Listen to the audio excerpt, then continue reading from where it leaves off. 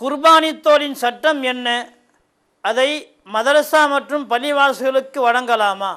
குர்பான் தோலை நாம் உபயோகித்து கொள்ளலாம். அந்த தோலை சுத்தப்படுத்தி நம்முடைய தேவைக்கு அதை உபயோகித்து கொள்வதற்கு மார்க்கம் நமக்கு அனுமதி வழங்குகிறது. அதே நேரத்தில் அந்த தோலை பிறருக்கும் கொடுத்துடலாம், ஏழை எளியவர்களுக்கு கொடுத்துடலாம். ஆனால் கூலியாக கொடுக்கக்கூடாது. ஒரு ஆள் அறுத்து அதெல்லாம் சுத்தம் பண்ணுறாரு, அவருக்கு நம்ம ஒரு கூலி கொடுப்போம்ல, அதுக்கப்புறமாக இந்த தோலையும் எடுத்துக்காப்பா அப்படின்னு சொல்லிடக்கூடாது.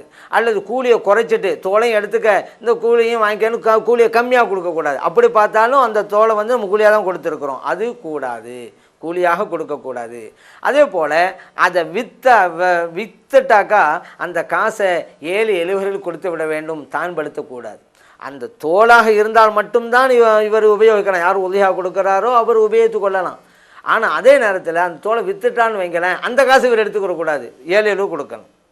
அதனால் இந்த தோலுடைய சட்டம் எப்படி நம்ம மாமிசத்தை பிறருக்கு கொடுக்கறதில் நம்ம சட்டத்தை பேணி நடக்கிறோமோ, அதுபோல் இந்த தோல் விஷயத்திலும் அந்த சட்டங்களை பேணி நடக்கணும். அதனால் நம்முடைய மார்க்கம் சொல்லித் தருகிற வழிமுறை என்னவென்றால், ஒரு ஆள் உதவியாக கொடுத்தால் அந்த உதவியா பிறனுடைய தோலை அவர் உபயோகித்து கொள்ளலாம். இல்லை அவர் விட்டுவிட்டால் அந்த காசை ஏழையருக்கு கொடுத்துடட்டும். அந்த தோலை யார் அறுத்து அதுக்குண்டான வேலைகளை செய்கிறாரோ அதற்கு கூலியாக கொடுக்கக்கூடாது. மேலும் இந்த மதரசாக்களுக்கெல்லாம் இன்னைக்கு கேட்குறாங்க, அதுக்கு மார்சாக்களுக்கு கொடுக்கலாம், பள்ளிவாசலுக்கு கொடுக்கக்கூடாது. ஏன் அப்படின்னு கேட்டால், பள்ளிவாசல் அப்படிங்கிற ஒரு கட்டடம், அங்கே மனிதர்கள் கிடையாது, வருவாங்க தொழுவாங்க போயிடுவாங்க, மற்றபடி அது ஒரு பில்டிங்காக தான் இருந்துக்கிட்டு இருக்கும். நீங்கள் அதுக்கு கொடுக்கக்கூடாது, பள்ளிவாசலுக்கு கொடுக்கக்கூடாது. அதே மதரசாவுக்கு கொடுக்கலாம். காரணம் என்ன? மதரசாவில் பிள்ளைகள் ஓதிக்கொண்டு இருக்கிறார்கள், அது இப்போ ஓதுகின்ற பிள்ளைகளுக்கு போய் சேர்க்கிறது. அதனால் மதரசாக்களுக்கு அப்படி நம்ம சொன்னாலும் கூட மதரசா பிள்ளைகளுக்குத்தான் போய் சேர்க்கிறது, அதனால் கொடுக்கலாம். அதே நேரத்தில் மதரசாவுடைய கட்டட பணி நடந்துக்கிட்டு இருக்கு, அந்த கட்டட பணிக்கு இதை பயன்படுத்தலாமா? பயன்படுத்தக்கூடாது. ஏன்? மனிதர்களுக்கு போய் சேர வேண்டுமே தவிர கட்டடங்களுக்கு போய் சேரக்கூடாது. மதரசாக்கள் கொடுக்கலாம் என்பது கூட பிள்ளைகளுடைய செலவுக்குத்தானே தவிர அந்த மதரசாவுடைய கட்டிட பணிக்கல்ல அப்படிங்கிறதையும் நாம் அறிந்து கொள்ள வேண்டும்.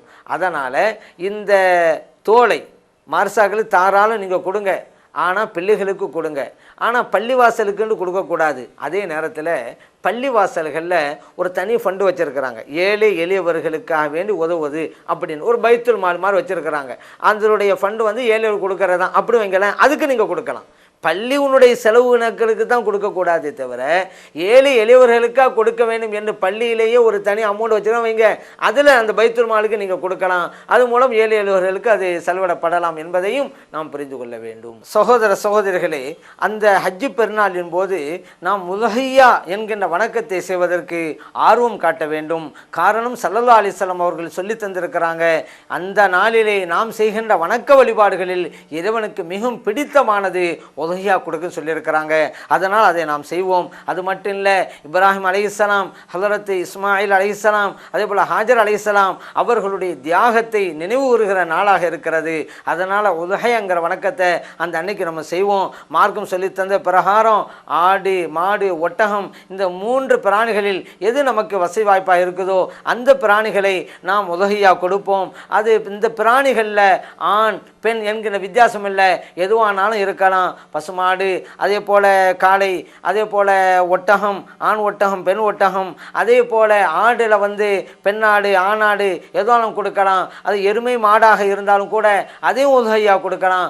ஆக இந்த 3 பிராணிகளில் ஏதாவது ஒன்றை நாம் குர்பான் கொடுக்க வேண்டும் அப்படிங்கிறத நாம் அறிந்து கொள்வோம். அல்லாஹு தஆலா இப்படிப்பட்ட உயர்ந்த வணக்கத்தை அந்த நாளிலே நிறைவேற்றுவதற்கு நமது அனைவருக்கும் பேருதவி செய்தருள்வானாக. ஆமீன். வல்ஹம்துலில்லாஹி ரப்பில் ஆலமீன்.